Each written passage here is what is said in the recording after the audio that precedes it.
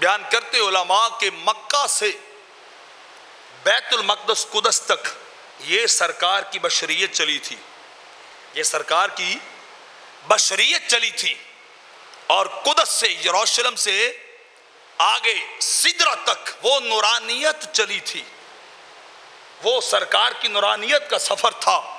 और फिर सिदरा से निकलकर लामका तक फरमाया ना नूरानियत है ना बशरियत है, वहां फकत मुहम्मदियत है, वहां फकत मुहम्मदियत को रखा गया है कि जिस मकाम पे ज़ात मुस्तफ़ी जा सकती है वहां नबी के औसाफ और खसाइल नहीं जा सकते हैं, नबी के वसफ नहीं जा सकते हैं।